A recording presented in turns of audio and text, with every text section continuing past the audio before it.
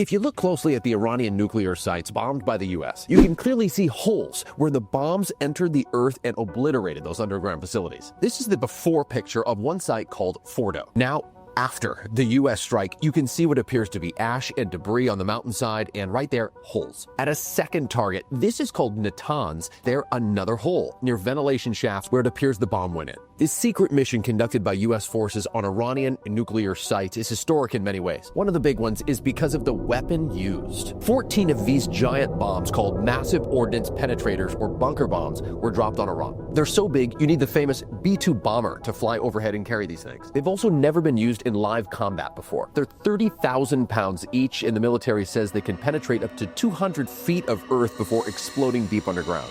That's what those holes are all about. It's something straight up out of Top Gun Maverick or Star Wars or something. The details of this mission, called Operation Midnight Hammer, are historic too. The Pentagon says a group of these B-2 bombers took off from Whiteman Air Force Base in Missouri just after midnight Saturday, headed toward Guam. But it turns out those were just a decoy, because just after that, 7 other B-2s quietly flew in the opposite direction toward Iran. Those were the ones carrying the bombs. During the 18-hour flight, the bombers had to refuel mid-air a few times because the flight is so long and the bombs are so heavy. When they entered Iranian airspace, a group of fighter jets sped ahead to clear a path, then the bombers hit 2 nuclear enrichment facilities, Fordo and Natanz. Tomahawk missiles were used to wipe out a third site called Isfahan. The Defense Department says Iran's surface-to-air defense system didn't see this coming, and not a single shot was fired from Iran. President Trump says the sites are, quote, completely and totally obliterated, but an investigation into what exact damage was caused is still underway. And perhaps the biggest question of all, where is that enriched uranium?